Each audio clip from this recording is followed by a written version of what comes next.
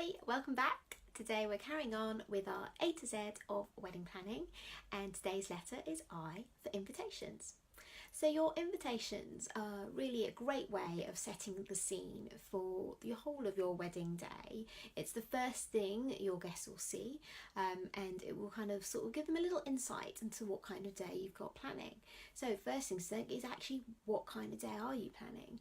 If you want a very formal day, or is it going to be quite a relaxed, informal day, the invitation really can tell your guests all about that. From the way they look to the wording you choose, it all kind of helps shape and mould the day you're going to be having. So think about the wording. That's often the best place to start in terms of the kind of tone of the day. If you are going down the formal route, there's lots of kind of etiquette rules that you need to think about following in terms of, like, is it the hosts that are inviting the guests, or are you inviting the guests? And there's lots of great guidelines online about kind of the formal way to word an invitation. If you're doing something a bit different, maybe it's a more relaxed affair, then actually really the wording is kind of pretty much up to you, how you want to word it. Again, thinking about that kind of tone, is it going to be quite light-hearted, quite fun? That sort of gives the game away. If it's quite a sort of fun party sort of vibe, it's the way you choose to word that, it will really help your guests understand it. Other things that are worth bearing in mind when you're putting your invitations is probably things like the dress code as well. That's, again, another indication of the kind of vibe and feel for the day. Now, on the invitations themselves, try and keep it to the essentials, the key facts, things like the date. Don't forget the date. I have heard stories of people having accidentally forgetting to put dates on their wedding invitations. Times, again, very important. And sort of the locations of where your wedding events are happening. Is it a separate ceremony followed by a separate reception location? Again, put all the kind of those key facts on the invitation, but at the same time you don't want to crowd the invitation and put too much on it.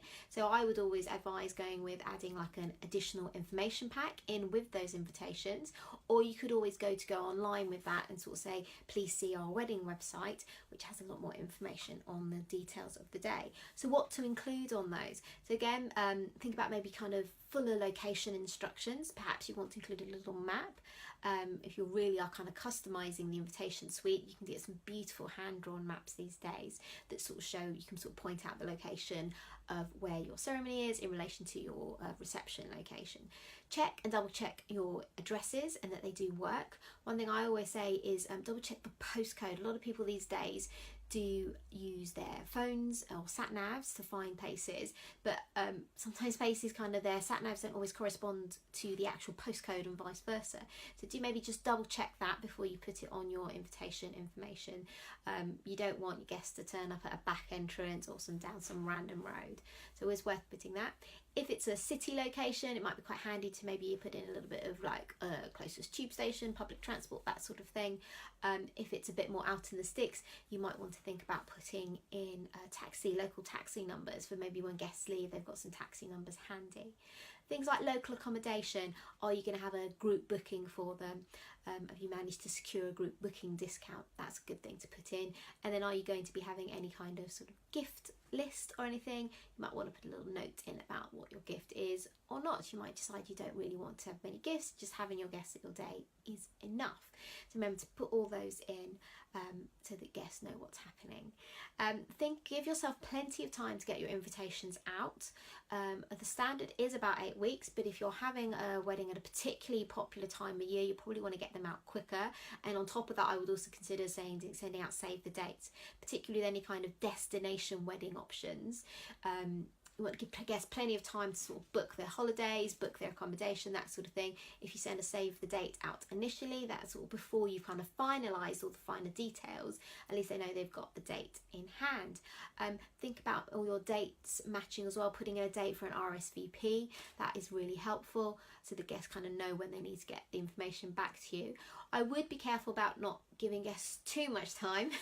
It's a fine line between not enough time and too much time. Sometimes if you guests send the invitations out far too early, they almost think, oh yeah, I'll send that out, but don't always get around to it. So just kind of judge it correctly, knowing your guests.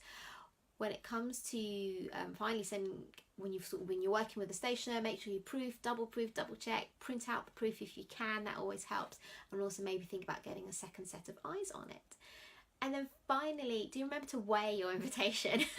Sometimes if you have added a lot of extra information, your additional information, any kind of additional events you might be having in and around the invite which you want to put in there, you've put in an RSVP, you've put in an envelope, maybe you've put in a map, you could end up having quite a bulky invitation. So I would always just double check the weight so that you can get the right postage on it. So there you go, there's my quick tips on your invitations. Do let me know if you have any further questions. I'm always here to answer them, and have fun with your wedding planning. Take care.